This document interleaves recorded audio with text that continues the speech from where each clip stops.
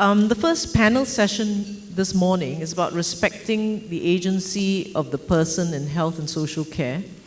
And I'm pleased to introduce our distinguished panel for this morning.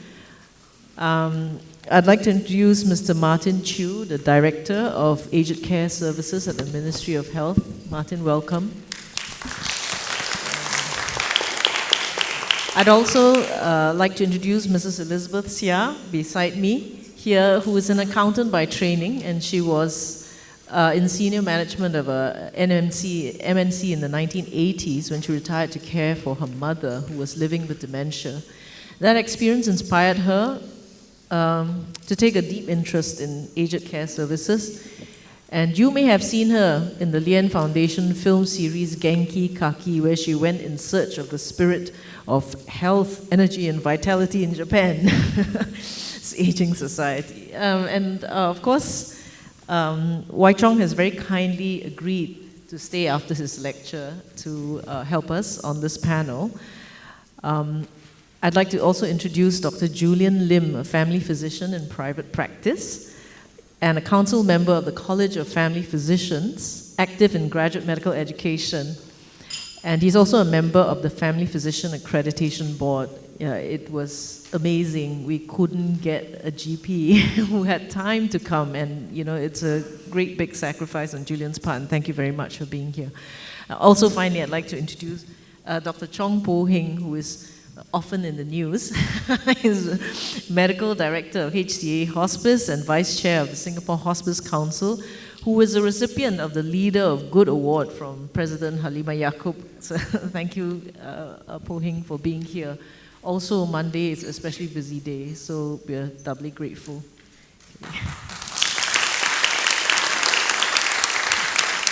Thank you. So first off, we have a case to read out to everyone. Can we have the case up? Yes, okay. Let me just take a minute to read this case. This case is about encountering family needs, values, and preferences.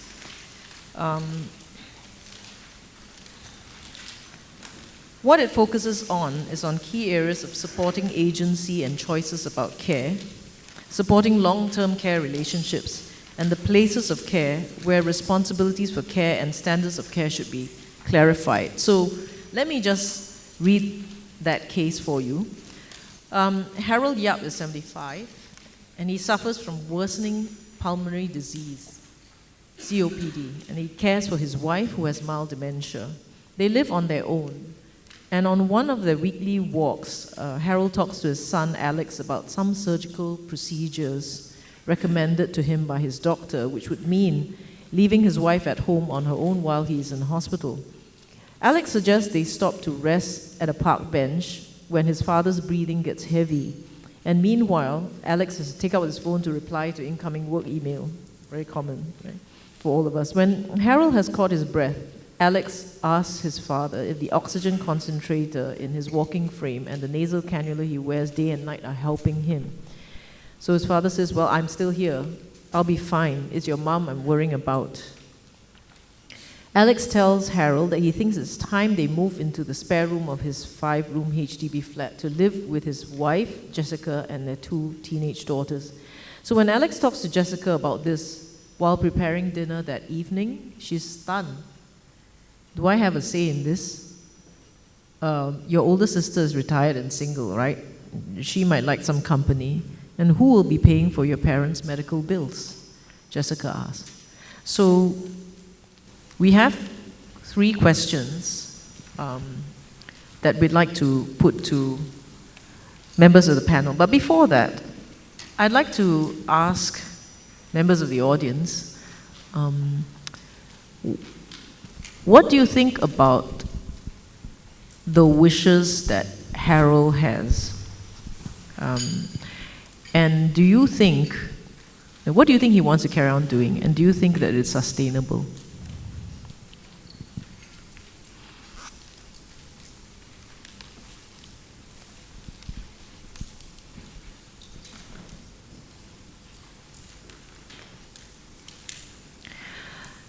We know that Harold lives with his wife, not with his children, right? So some people express that preference of independence. But Harold really is near the end of life, in fact. He's in an advanced stage of COPD. So really, he needs to broach some end-of-life questions and issues. But yet he still wants to take care of his wife. He's very concerned about her. We have no idea what his response is to his son's suggestion, come dad, move in with me, right? You can see that it might cause, and is causing a little bit of friction. So this is not an uncommon scenario. We have many parents wanting to live on their own and not really knowing how to discuss or talk about their care needs moving forward. Right. Well, maybe what I'll do now is to turn the first question to our panelists. The first question is, Harold is an ailing caregiver for a spouse with early dementia. Who is best placed to help Harold navigate the health and social care support he faces at home? And how would this work in practice? Maybe I could put the question first to you, Wai Chong. Okay, thanks, Jacqueline. Okay. So the way I would see this is to dissect the role and function of this, whoever this is, right? So this person needs to help Harold navigate the health and care system. So he needs to know the health and care system well. And he needs to know disease management, so probably needs some kind of healthcare training. And he needs to know the social care systems, so he probably needs to be working in the community for a while. And not just working in the hospitals, but even if you can work in the hospital, you need to be updated on the various nuances and the eligibility criteria and the exclusion criteria, the various resources, right? And at the same time, this person needs to be a great communicator.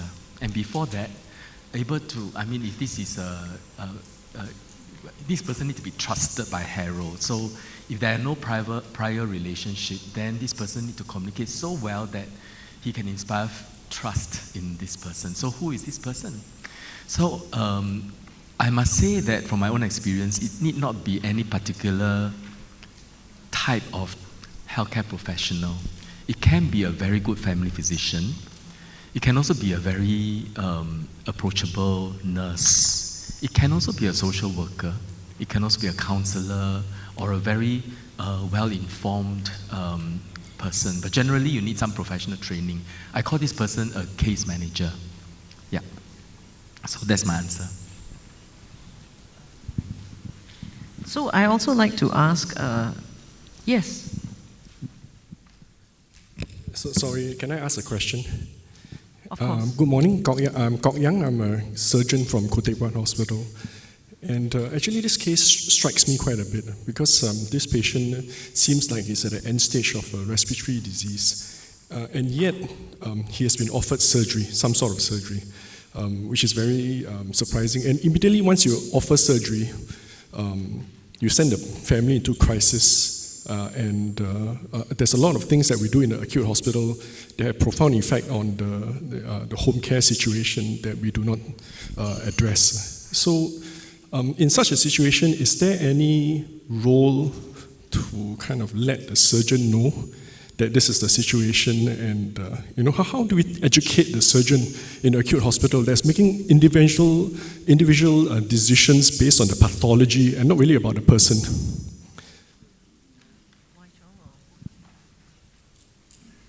Okay.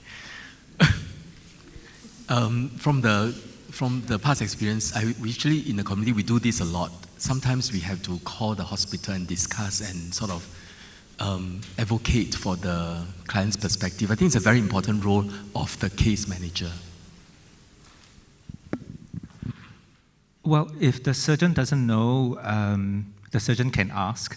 So I suppose it brings into consciousness how we often think about things in the biomedical sphere, separate from the other existential or other dimensions, whether social or economic. So I suppose if this is a big surgery involving lots of risks, there will be discussions started with the significant other, because obviously after surgery, somebody must look after this patient, and this patient might need to stay somewhere else. And I think naturally the discussion will extend to some of the support structures that exist or don't in this patient, ultimately, influencing the decision whether to proceed or not. So I think we should trust the system that actually has some of these processes in place, although it may not be as watertight as we want it to. Dr. Lim, in conversation with you before, you mentioned that GPs now, being heavily involved in preventive care, have very little time and resource to be able to deal with cases like this. So if you were to have Mr. Yap coming into your clinic, what would you do? Can you enlighten us?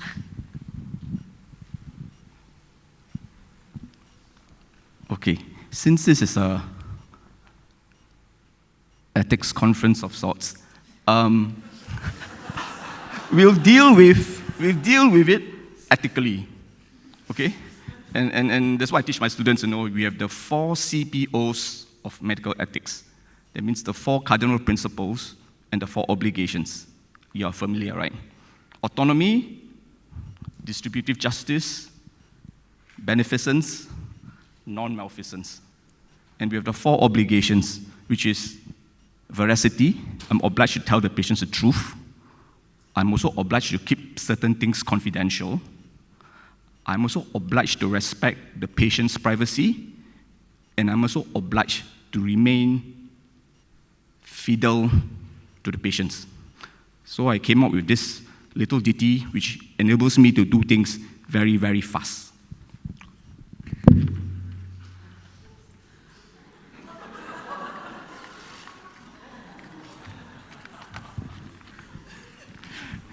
This is my meat tea, I'll tell you later. Okay, it's a very quick mnemonic. I call it Hippocrates, okay? H-I-P-P-R-A-T-E-S. Okay, first one is H. H is ask the patient why, lor. I mean, why, why? Why, And then let the patient talk, whether you want to do or don't do, sometimes the answer will just appear by itself. Next one, I. Involve others, which is distributive justice. Would you like to talk to your wife about it? Would you like to talk to your children about it? And whoever is paying for it, like the government, and then after that, some decision will come to that point. If it doesn't work, the next P is the patient psychologically capable of making the decision? Which means if suddenly his lungs were to pop and develop a pneumothorax, that means his lungs collapse, and the patient is not in the position to make any decision because he doesn't have the capacity to do it, then we will act in the best interest of the patients and put a chest tube in, and after they decide what happens. Right? If the patient's not mentally capable of making the decision, we act in the best interest of patients. So we just move that way. Next one, privacy. We have to respect the patient's privacy. And sometimes to figure out what the motivation is not so simple, like the phrase they say, it's 问君能有几多愁. You ask that guy exactly how much sorrow there can be. It's really endless one, And sometimes you can't dig it out of them because you've got to respect their privacy. But of course, by respecting the privacy, it makes it difficult for us to help them. So the fidelity will shake. Just like you're working in medical social working or counseling or whatever, if the patient will tell you things, you find it difficult to move, But you got to respect it, And then after that, offer referral. Like our dear surgeon say, would you like to have a second opinion with another surgeon? Would you like to talk to your GP about it and see what the GP says? Would you like to talk to somebody who has gone through the procedure and see what the person says? Things like diabetic amputation and all that. And they may just decide that it's not so bad after all, or decide that it's actually not worth it, right? C, clarity or veracity. They may be obliged to tell the patients the truth, that this is the situation, okay? And they must understand it. R, risks and benefits. And this is where the point where the surgeon comes in, we were talking about. You tell the patients the risks and benefits of the surgery. And we also must tell the patients the risk and benefit of non-surgery. Right? Because he's debating whether the surgery is worthy or not, but there's actually benefit of not doing anything, in that sense, okay? Then, A, affirm free choice. Don't let me pressurize you, you're free to choose. T, take a stand.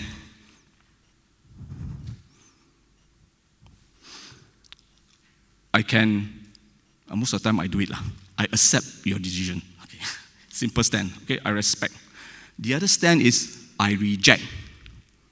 And rejecting means I'm going to break the patient's confidentiality, because I'm going to refer you to somebody who's going to make you change your mind, like the ethics committee or whatever.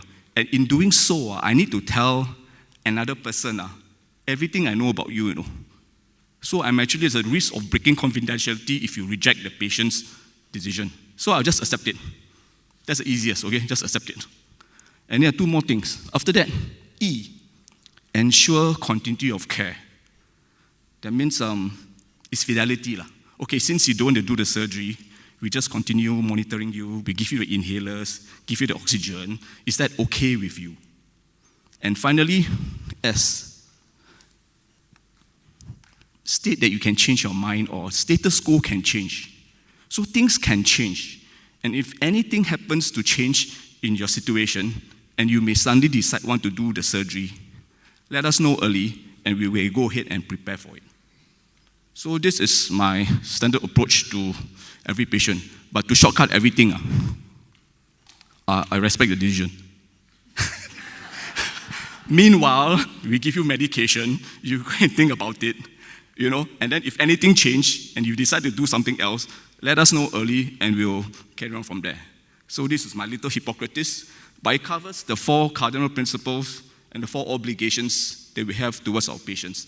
So I just do it quickly, but the shortcut thing is, okay, affirm free choice, respect your decision, ensure continuity of care, and then tell the patient, if you change your mind, let me know, and we'll start again. Okay, thank you. Thank you. Thanks, Dr. Lim. That didn't seem to me like shortcutting at all. I thought it was very comprehensive. I'd actually like to turn question 2. Martin, sorry, did you want to respond to that? Okay, question 2, please. How can Harold's choice to continue caring for his wife be supported in practice? And I'd sort of like to ask Po Heng,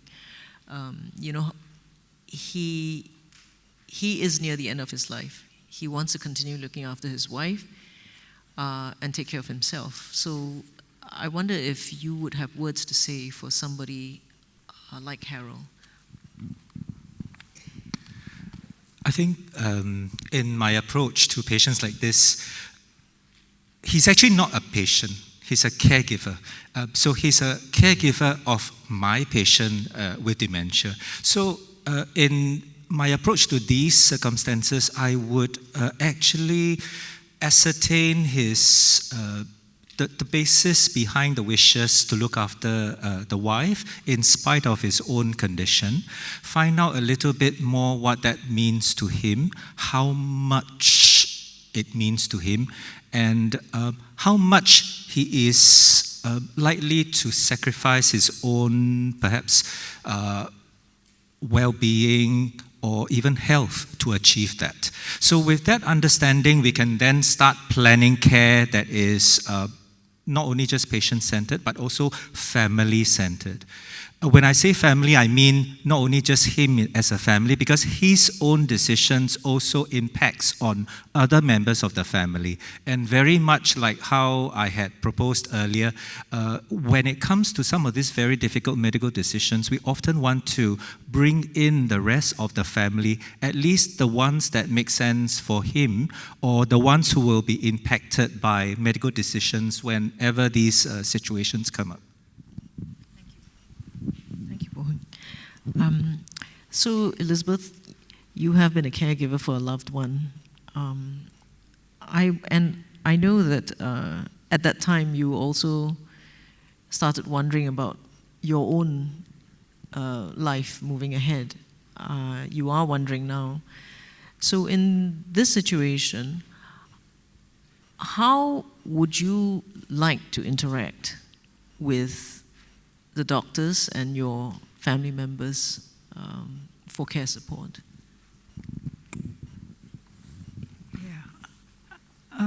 I don't know whether fortunately or unfortunately, I'm not seeing the GPs frequently, but I just see specialists for my migraine and the gastro for my gastric. Yeah.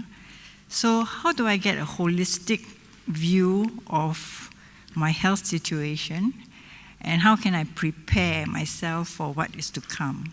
It's a question mark for me. I haven't found the answers, okay? But I'm looking after my aged uncle and auntie, and I struggle with that because I have to see different doctors for different things, yeah? And is there one person who can actually give me a view of what's happening to this individual? It's hard. It's very hard, yeah? And I asked them, do you have a family doctor? No. Do you have somebody you go to frequently for your coughs and colds? No, I self-treat, I self-medicate. So what do I do in this situation for them? Yeah, so I source around or look around for what I think is best for them and hope that, you know, as they age, whether, you know, the plan I have in place for them will work. I'm not sure. So, you know, looking at home care, I think it has been challenging, even when my auntie was alive, to get people to come and educate us on various. She was on home dialysis, and she was end of life. So I didn't know what to expect. So I had to speak to different people to get different views. Yeah. So.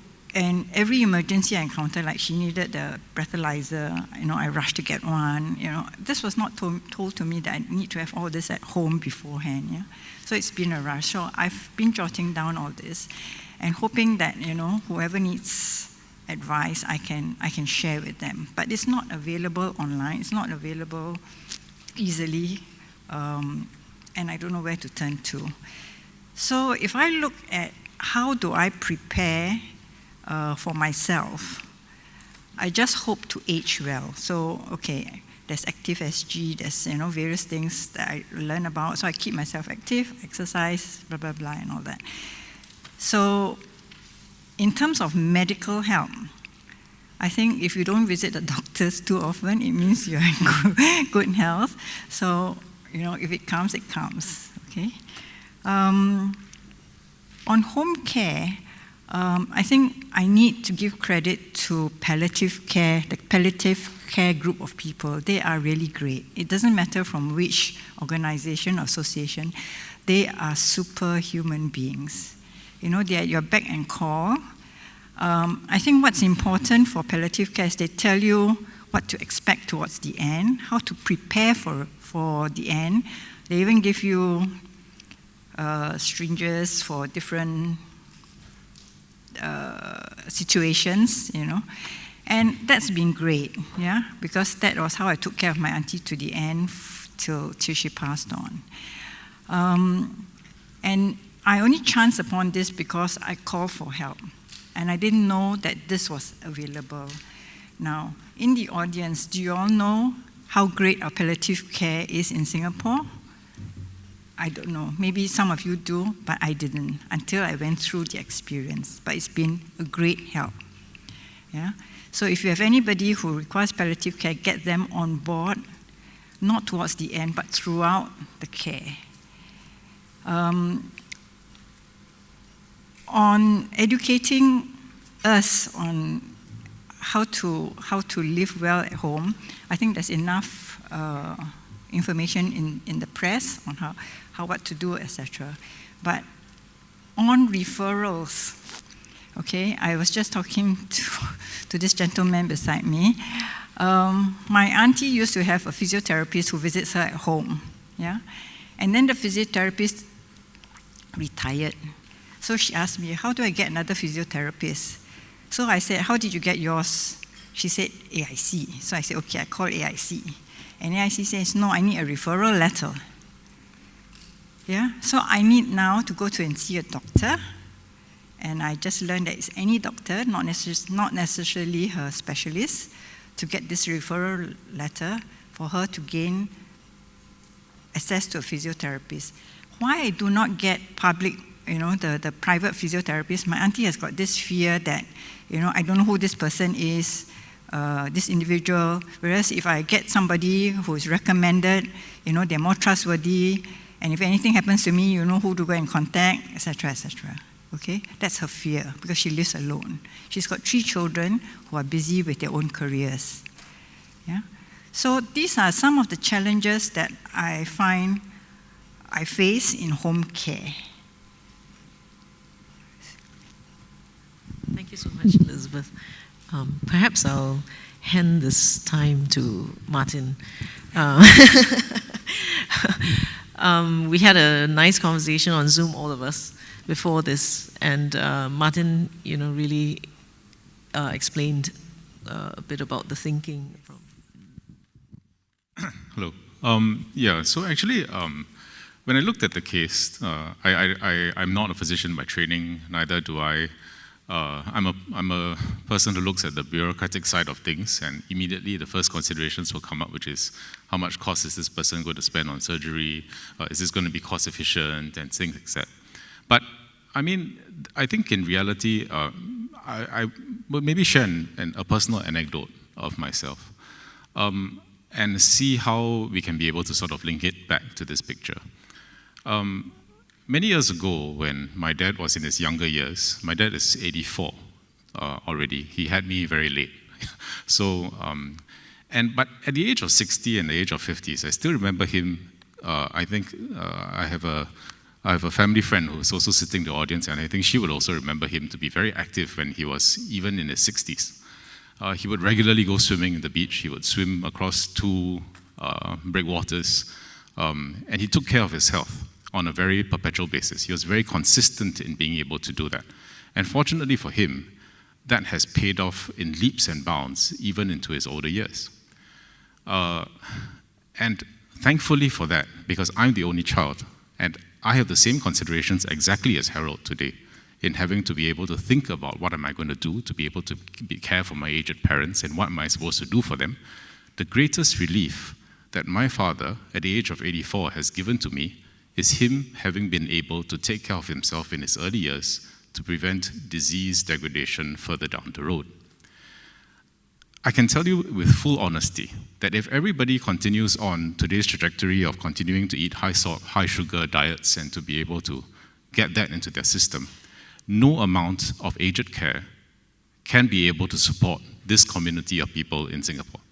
I just want to emphasize again, no matter how much capacity we build up, no matter how much money we sink into this, I think the Minister has sort of given this term, it's called the grey rhino. And the rhino is going to be immensely huge that will just cause massive amount of destruction along the way, simply because we have longer years of ill health, and the burden of care then falls not only on the people of the family members who are shrinking, and that's an immutable truth that we are already facing. In Japan, it's even 10 times worse. In China, they have already started to see something like that. And there is no way that the healthcare system, no matter how many migrant domestic workers we bring in, no matter how many healthcare professionals we bring in, can be able to mitigate and to be able to resolve that. So we need to start upstream first. And the first upstream thing we need to do is get the population healthy. I think many of you know about Healthier SG and about the plans in order for you to be enrolled to one GP and for you to be able to take care of your health early. And actually, the first group of people that we will be reaching out to are those which are above 60. Essentially, get your health in check and in order as early as possible. Enroll yourself to a GP. You don't need to visit the GP regularly.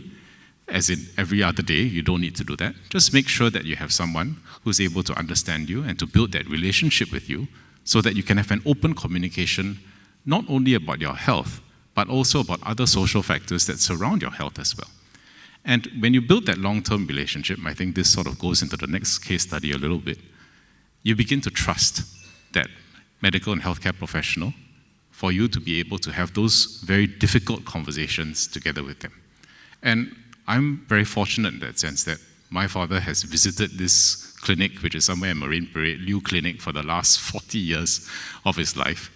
And the lady has aged, the GP has aged together with him, but she's still working in the same context. And he fully trusts her when she says certain things about take your blood pressure medication, make sure that you remember your medication, and she even jots it down for my mom so that she can remember to say that these are the things that your dad should be able to consume on a regular basis to take care of his health.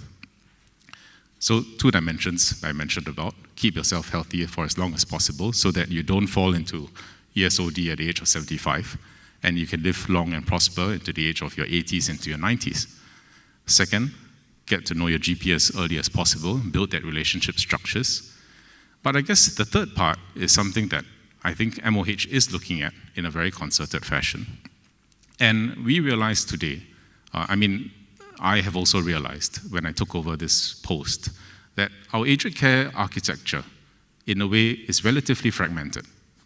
I would say upfront and be very honest and candid about it. But it's not because by nature and design it was like that, but because the home care fraternity had actually started as a very social thing to be able to bring care into the homes of those who really needed it.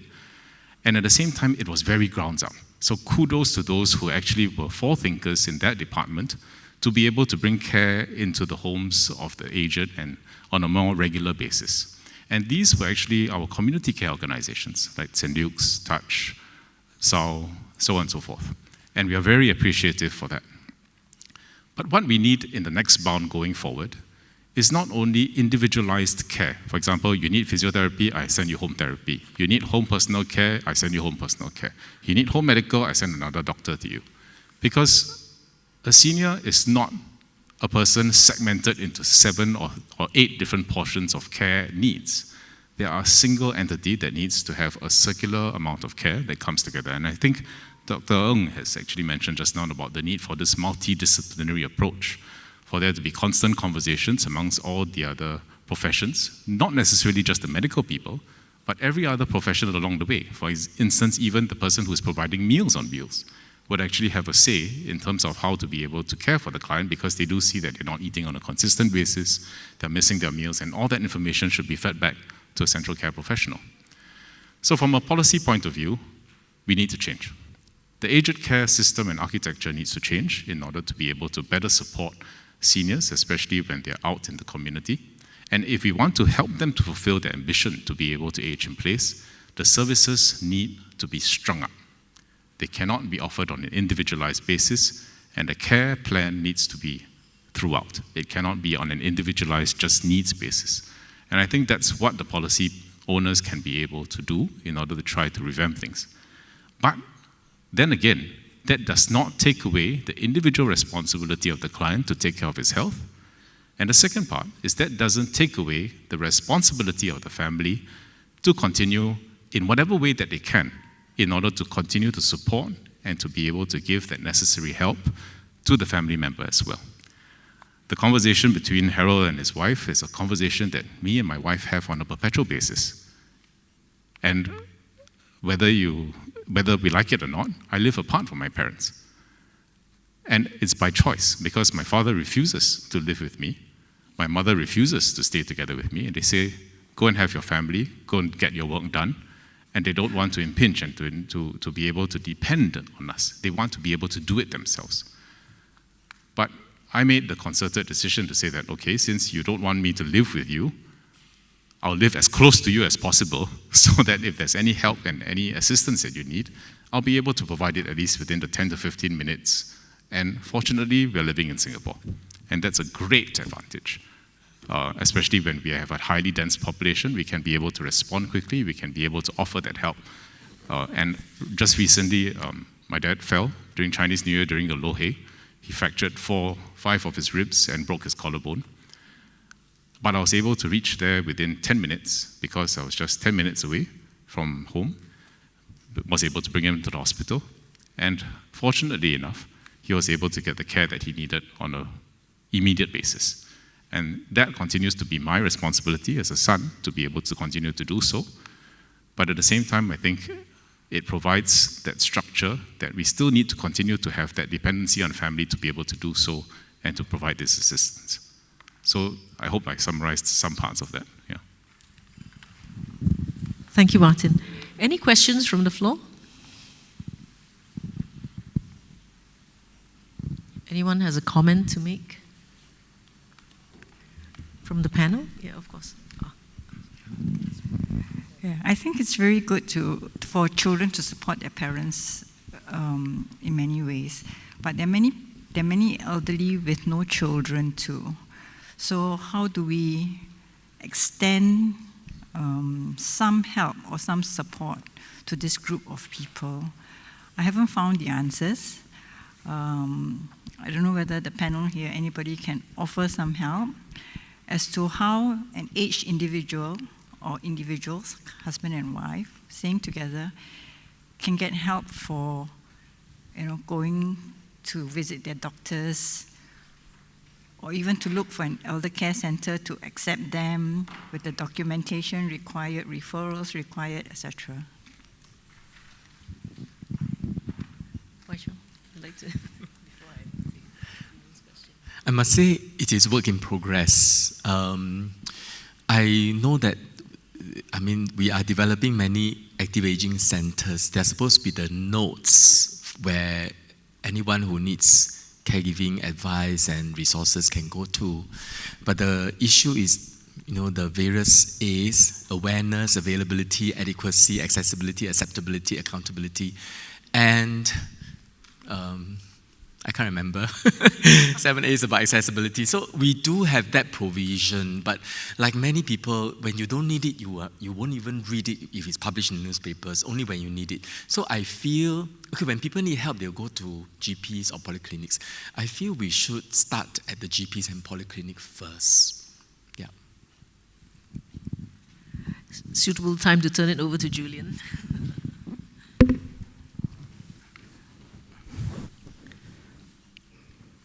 Okay. To shortcut everything, as the GP, my aim is always to get the patient to accept appropriate responsibility for their own health. Some people don't want to accept the responsibility. And so I must get them to accept appropriate responsibility for their own health. And if they cannot do it, then you try to get the family to accept responsibility for their health. And the best person to coordinate their health is actually they themselves, because it's their body, So if they don't do it, then you delegate to somebody else, then things get a bit more difficult. And so for this particular case, the rhino in the room or the elephant in the room, is the wife telling her husband, why do you get a sister to look after your father and mother, right? And, downstairs, if you go downstairs in the Scholars Restaurant in the corner facing the waterfall, there's a saying by a Taoist sage that says, when you do nothing, you're doing everything. So one approach is do nothing, right? But then cannot do nothing, right? So the Taoists came out with the I Ching, the I Ching. So with the I Ching, there are 64 ways to approach this particular problem. But to keep it simple,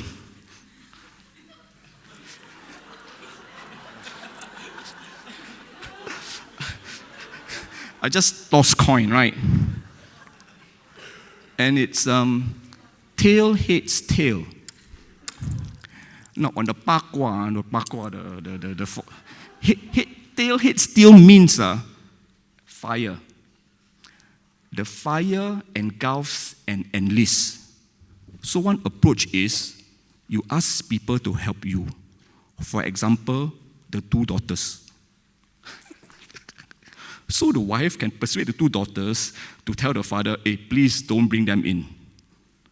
Or the father can do the same thing, talk to the two daughters, and persuade the mother to take them in. I mean, that's one approach, isn't it? To ask for help. But the opposite of fire is water. And water means you remain very mysterious. Every day, instead of coming home on time after work, I come back 1 or 2 hours later. Then the wife will be wondering, what are you doing? And I remain mysterious. Why do I have to tell you what I'm doing? But actually I'm visiting my father, but don't tell her. And after a while, will start scratching her head. And then she will decide what she wants to do with it. So there are many, many approaches. I mean, this is just 2. But if you get the earth one, earth is you receive everything, just accept it. But if you get the heaven card, which is hates, right? Do something creative. You got to do something creative. And this is when the wife will say, this is it, man. I'm going to the website. I'm going to search how to get it done. No, I'm going to see the GP. Ask him, how do I help this? And the GP will go to the AIC website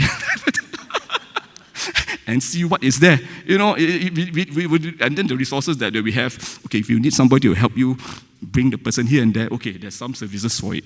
If you need somebody to feed him at home, there are services for it. If you need temporary respite care, there are services for it. So there are avenues. So it's up to the person and to the family members to actually be creative about it if they really want to.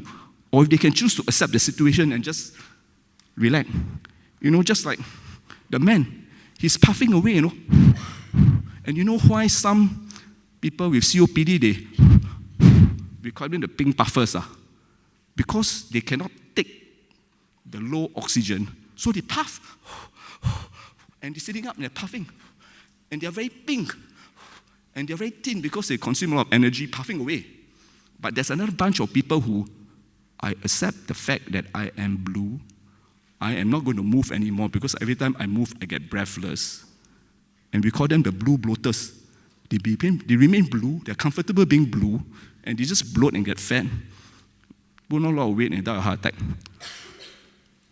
So it's that motivation, and different people have different motivations. So there's no way we can craft a solution that appeals to everybody.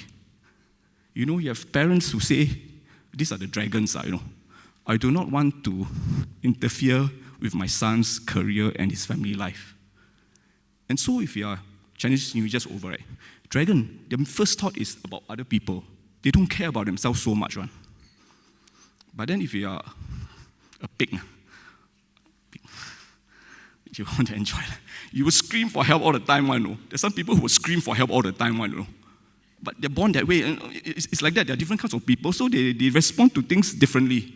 So we need to craft out things that appeal to the different motivations of people. I don't think I'll take up your time now because there are 12 animals to cover. I'll pass it back to Thank you very much, Julian, for reminding us of the realities of practice. Well, I think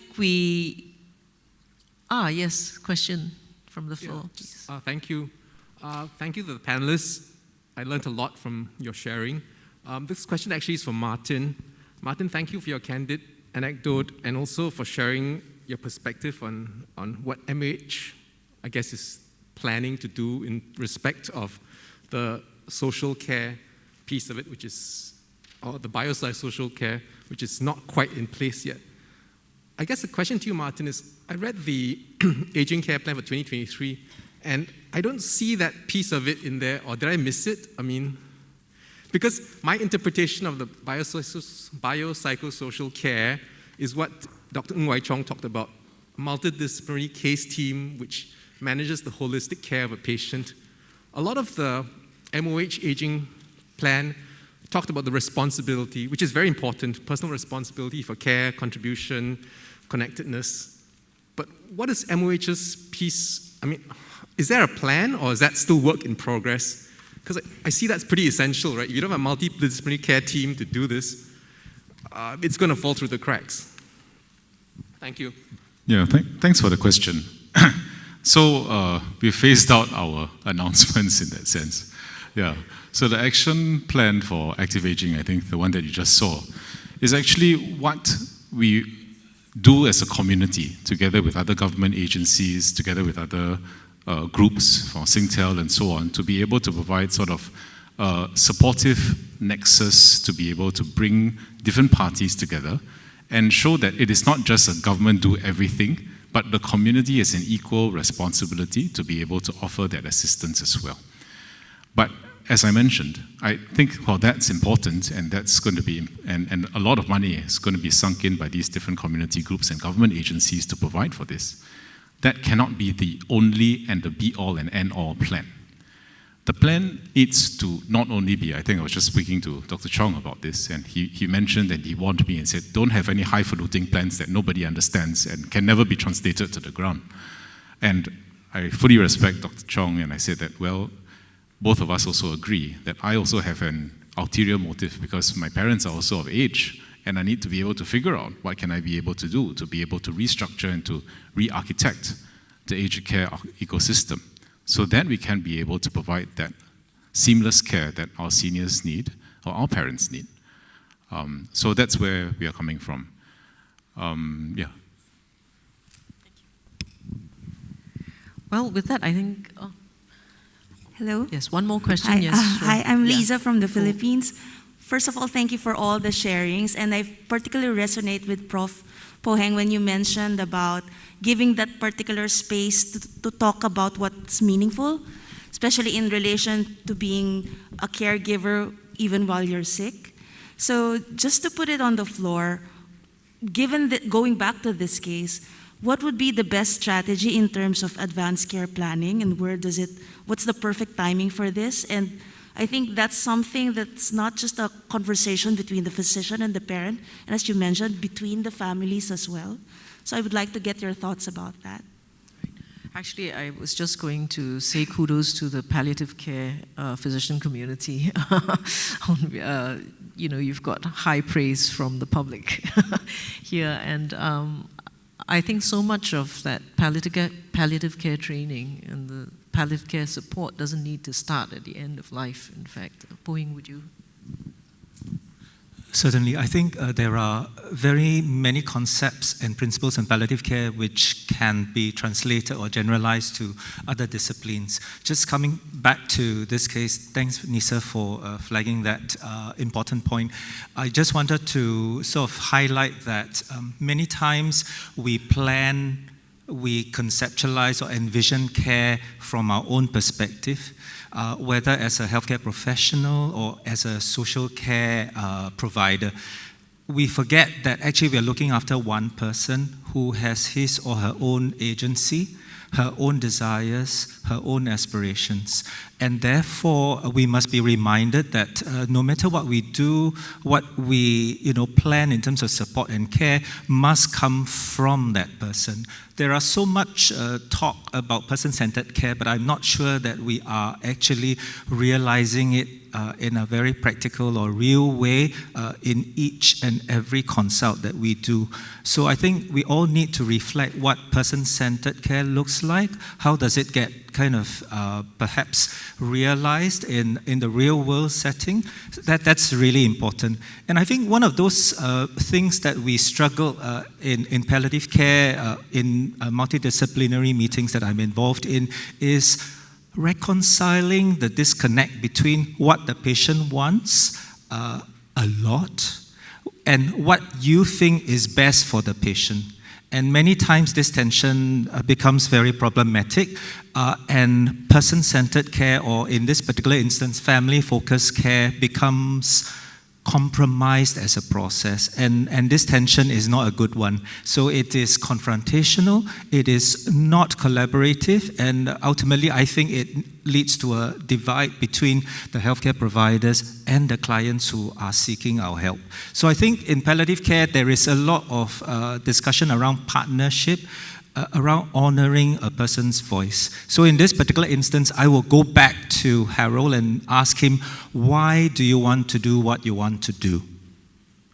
And facilitate or support him to do what he wants to do, as much as he can do it, as much as he wants to do it, until he cannot.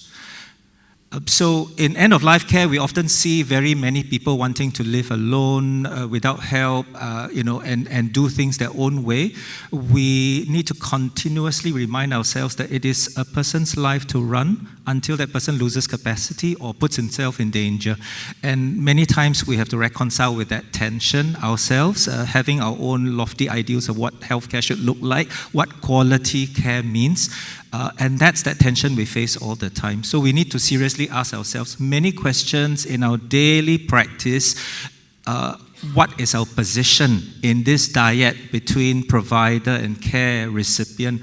How that should look like in this current climate of what we call person-centered or family-focused care. Thank you. Thank you, Po Heng. And I think what is palliative for many people is having someone that they can trust to talk about their needs, right?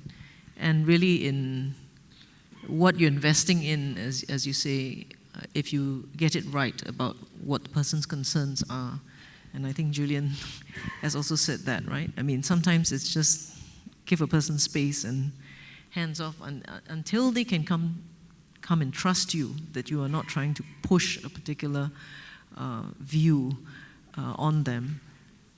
Itself is therapy for a person. That's the beginning of the relationship where you can open up, where you have more influence on a person for improvement of their health. Actually, so in that respect, thank you for that question and for the response. I just don't want to read that next case out again. I just will summarize it. The next case really is about someone who has a diabetic foot and has stopped going to the senior center, right? And then center manager realizes that she stopped coming, so they send someone up to her home and finds out that she's got a sore and she needs help to go to the physician, and they arrange for someone to take her to the polyclinic. And afterwards, on the next visit by the case manager, they realize that she isn't really taking care of her foot. And she says, look, I've been independent all my life. You know, I've saved enough for my old age. I don't really need any of this, and I don't understand all those medicines that I have to take. I'll just take my usual TCM tonics. Okay. So I read a study from Khoo Teck Puat Hospital about community dwelling elders in the Chinatown area. And sadly, many of them, of the 9 people that they interviewed, said, I am afraid of healthcare because I'm afraid that if I were to have to go to the hospital or they screen me and I find something wrong, then all of my life savings will be gone. I mean, I don't know what, I really don't want to know. So really, I just want to live as best I can. If I get sick and I die off, well, that's better for me because, I mean, at least I live without being impoverished. So, how does one respond as a society to wanting people to live well and possibly longer as a measure of success of public health interventions in this society, and yet, that the person's life is seen in that particular way, right? That this is my life. In fact, I'd like to mention something that hadn't really brought up at all, which is a certain kind of narrative, a kind of narrative about old age, that it is decline, that really when you reach a certain age, don't hang around too long. You're not really worth it, right? Nobody wants to look after you. You don't want to be a burden. And so a big part of, I think, being a good society for aging is one in which that narrative is challenged. Yeah. So I wonder if any members of the panel, perhaps Wai Chong, with all your wisdom, I once asked him, what do aging people want? He said, well, aging people want what all of us want. And that was his response to, putting aside age's thinking about what old age must mean. Thank you. Well, it's a very philosophical question. I'd like to be Julian for a change.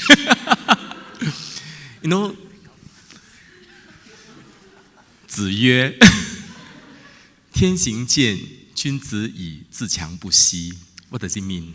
So Confucius says, as with all the cosmos, the universe, all things always trying to grow and develop. So what do older people want? Just like what we all want. We want to grow and develop, even if we are disabled. Even if we have a hip fracture, even if we become isolated and lonely, is there a room for growth and development? Of course there is. I'm reminded of a philosopher, I think he was Swedish, I can't remember the name. He talks about gero-transcendence as a theory, that aging is not necessarily a period where we all start to lose and so on, but if you were to change your perspective, it can be a period where people develop in a different way. They start to become more reflective, start to connect more with the whole universe and become less selfish and more like broad-minded, open-minded. And that is like a wonderful vision of how aging can be. And that gives me meaning as a home care physician, even caring for a person with dementia, even a person who is dying. I can see there's a lot of potential in growth. Even the dying phase can be a growth process. And to me, when we talk about person-centered care, last time I used to, teach and advocate a lot on Eden Alternative. Many of you may remember Bill Thomas. He famously said, what does it mean to care? To care is to help another person grow.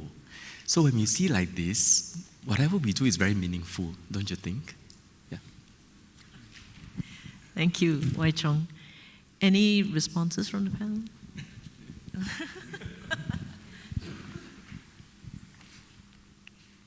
Yeah, Wai Chong is right. Actually, very easy one, no?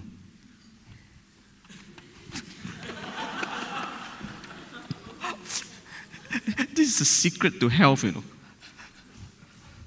药补不如食补, which means that the vitality you get from medicine and drugs is not as good as what you eat. 食补不如动补. That means the vitality you get from food is not as powerful as the vitality you get from exercise. To grow and develop, you really need to exercise, whether physically or mentally or socially. And 动静结合, the harmonious balance of exercise and rest. And the next two lines is the secret to immortality. I don't talk about it. So for this particular case, so if I throw my coin and I get head, tails, which means it's the wind. And like what you mentioned, the wind penetrates. And so the action I take would be to understand why. Like I said, I can do this, I can do it, but if I get the wind, my job is to penetrate the person, the patient. Why did he choose in this particular path? Why did this lady choose this particular way of doing things? And then we talk about motivations. So for this lady, we see 4 motivations. Can we have the previous slide? It's just these sentences, and straight away you sort of figure out, since Chinese New Year, I always talk about animals. Okay, where's the animal? Where's the previous slide? The case.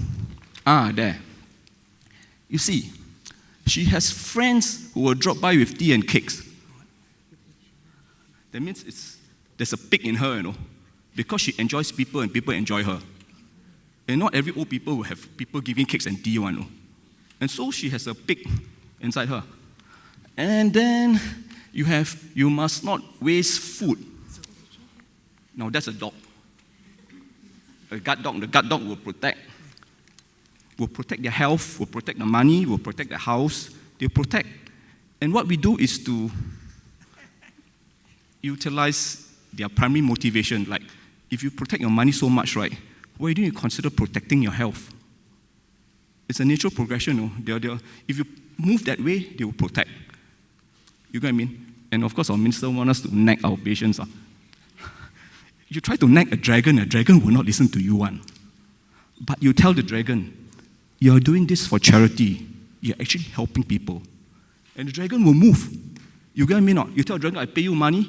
The dragon won't do anything. But you tell him, this is for charity. This is to serve others.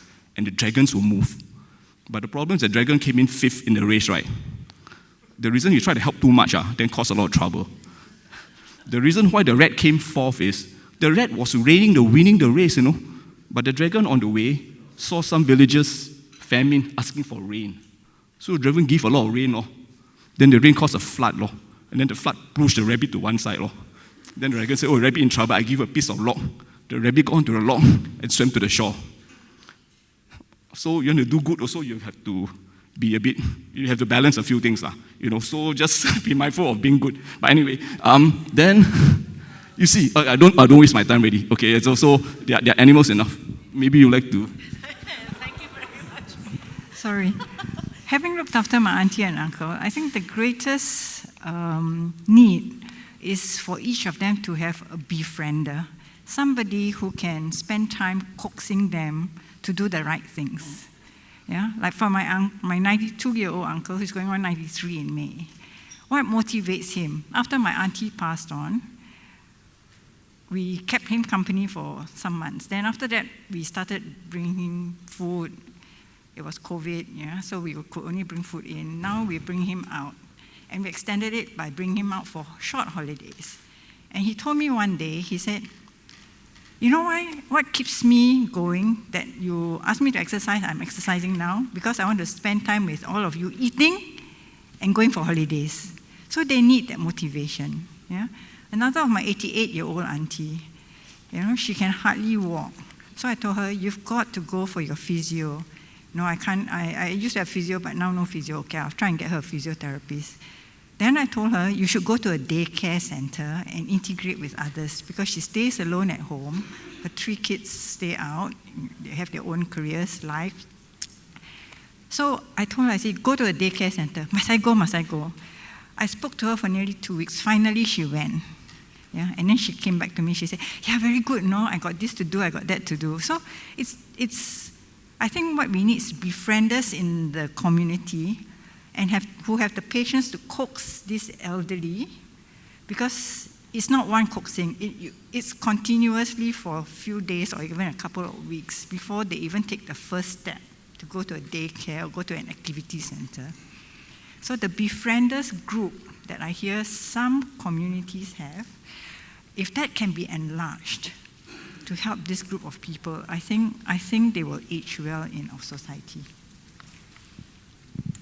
Thank you, Elizabeth. Yes. Hi, Question I'm Michelle. I am a care partner to my father here. So when the question came up, my father is 84, by the way. So when the question came up, what do seniors need, right, in terms of care? He says, that's my question I want to answer. So my father is here right now, and he would like to respond in terms of what a senior might possibly need in terms of medical care and other types of care. Okay? Thank you, Mr. Thomas Ong, from Voices for Hope. Right. Let me just gather my thoughts for a while. I'm glad for this session, being present here to listen the various aspects that you all have given us. She's trying to remind me to tell you that I have dementia. True. The fact is, what do I need as someone with dementia? One of the first things is a lot of love and care at home. I've got a good family in a way. This daughter of mine is my care partner and caregiver. She makes sure that my needs are catered to. What I love to do, what I love to eat, what I love to see. Now, those are very important things to me because, as I said, I'm 84 now. I do not know how many more years I can live. But every morning when I get up, one of the first thoughts of my mind is, how is today going to be? What are the activities that I love to do, enjoy to do, and where can I get these activities? Who are the people who are going to help me? And at night before I sleep, one of the things I like doing is meditation. And at night before I sleep, I reflect on what has happened during the day. The people who have made me happy, like my daughter and the various other people who seem to be able to understand my needs. So thank you for sharing. So in the case here with regards to Madam Kwok, who lives alone and feels that she does not necessarily need all the care, from your perspective, what do you think is needed in terms of medical attention, your needs? Yeah? Now, I think the very first thing is for Madam Kwok, for myself, all right? This medical needs is very important because at this age, at my age, I'm having quite a few problems. I'm diabetic, right? I've got memory loss, and physically, I still have to use a walking stick, although I can walk, but there's a danger for long walking, I'll fall. So all these, I need help, support, family support in particular, and I'm so glad God has given a daughter who cares for me. Anything else from the medical side of things do you think that you will need from your perspective? Well,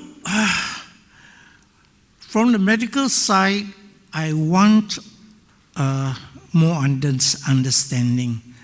You see, the medication that I've got is more for my diabetes and memory loss. Maybe a holistic care, if you're thinking about. Holistic care? Yes, definitely. The various aspects that I need for my daily, from the daily perspective of life. Okay. I think that's good enough. Yes, good enough. Thank you very much for giving me Thank you very much, Mr. Thomas Ong. Thank you so much for showing us a living example of gero-transcendence and growth in the course of aging. I know that Martin, you wanted to have some words for the audience.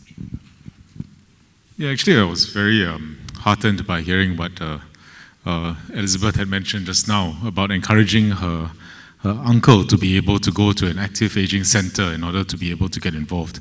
Actually, when I read this story that was mentioned here, I was actually filled more with hope rather than despair. And I think, while one thing, of course, taking tea and cakes is not necessarily the best way to be able to manage your health, but the lady here had also managed to have a social group of friends and her neighbors who would come on a very consistent basis to be able to visit her, to check in on her, to be able to speak to her, and keep her from being socially isolated. I think Minister had this quote, I think sometime last year, where he mentioned during his Healthier SG speech that to a senior, social isolation is equivalent to smoking 10 packs of cigarettes a day in terms of the health disbenefits of being socially isolated. And I think at some point of time, we do all need to be able to get out of the house on a more regular basis and to be able to consistently stay connected. And that's actually one good social way in order for us to build those community bonds and to be able to use those community bonds not only for the GP to nudge, not only for the active aging center person to nudge, but for the friends to nudge. Interesting example I saw recently was my parents attend this, they don't attend an active aging center, even though I tell them, please go to one because this is what your son has been trying to conceptualize for the longest time. They go to church, right? And they have a senior support group. And religious organizations also have a very strong support network for them.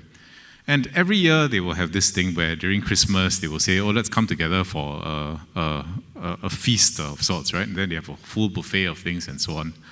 And then they decided this year, one of the seniors said, hey, my son told me, take too much sugar is not good, Every time, then at the same time, all of us are not exactly in the best of health, and then suddenly we've got to take the high blood pressure medication, the diabetic medication to control things. Let's do something different this year. So what they decided to do, they decided to go on a holiday. The whole bunch of them, 16 of them, all in their 80s, decided to go on a holiday together to a kelong. So when my parents came back together with that sheet and the itinerary, I fell off my chair. And I said, the two of you are going to go with 16 other seniors of above 80 years old to a kelong somewhere in Batam, and you're going to take a sampan in order to go and get onto the kelong, and you're going to have fun yourselves. And I moved all the way to be 10 minutes from within you, and now you're going to go away 2 hours in order for you to be away.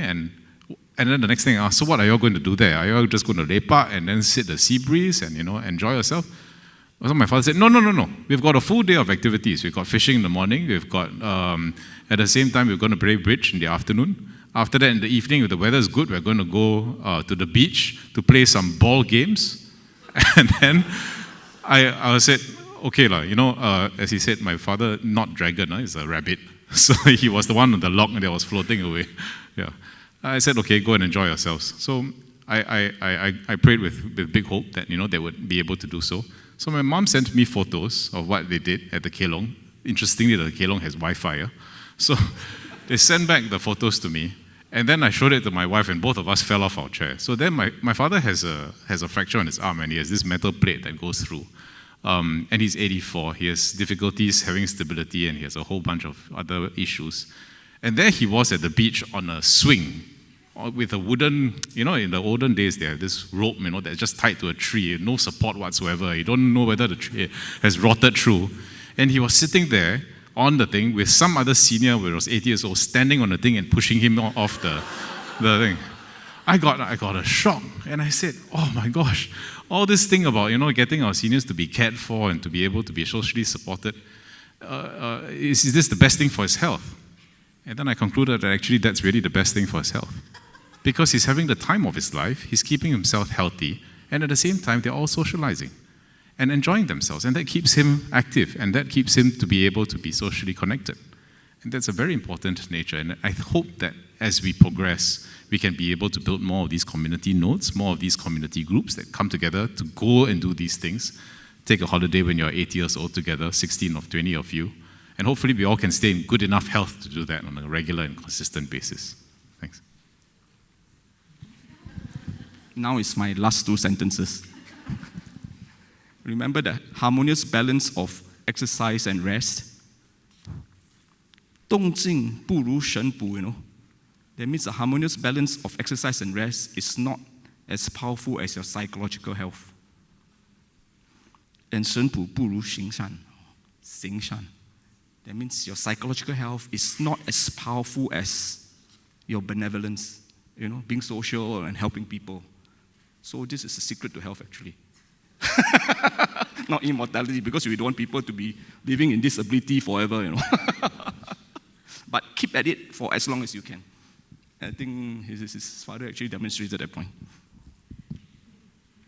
Thank you so much. And on that note, I really want to honor the caregivers here, and Elizabeth, for one, for reminding us that it takes a society, right?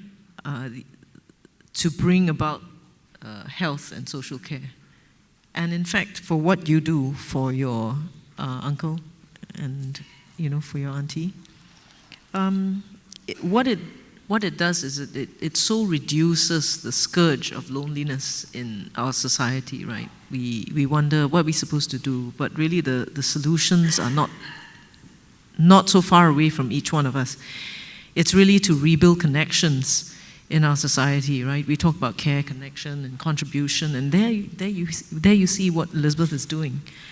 She gives her presence, she gives kindness and help, and she knows her own worth, so that she herself doesn't fall into loneliness in her old age, because she knows what she can do for others. And really, on that note, I just want to thank you all for your questions, for your very rich discussions. Thank you, Martin, and thank you to Julian for, a totally wonderful, surprising set of thoughts, and Wai Chong and Po Heng. So I think it's time now. Oh, one more. Okay, we have time for one more question before lunch. Yeah. I just have a kind of a simple question, really. I'm a pediatrician, so it's only recently that I found out about the Vulnerable Adults Act. So you can understand, because I work on the other end of the spectrum. And I'm grateful for all the social support, ground up and all that, but yet, almost kind of monthly, we read about somebody being found dead, an elderly found dead and all that. And recently I was visiting my third aunt, who's 87 years old, live alone in the Brickworks area. And she's relatively healthy, but she has a toilet that does not have a working light because she couldn't change the light bulb. And she's been going in the dark because there's light from the corridor and stuff. And I can just see in my mind what's going to happen if she has to fall. Nobody's going to find her. And I can see in myself too, because I'm also single and childless, that I'm going to, one of the day might be found as, a smelly kind of pile. So what I want to know is, when does the Vulnerable Adult Act kick in? Because as far as I understand it, even if my aunt wants to stay on her own, if somebody feels that this is not in her best interest, that she's a vulnerable adult, she should be taken into care. Who decides that? When does it kick in, basically? So you have come to the right conference, because this is the topic for the afternoon. And we have Ms. Tabitha Ong from the Adult Protection Service to explain this to us. We've got experts on vulnerability in the afternoon. So please do go have a good lunch and get set, right, for all the answers to your questions. Thank you very much. Thank you, everyone. And thanks to the whole panel.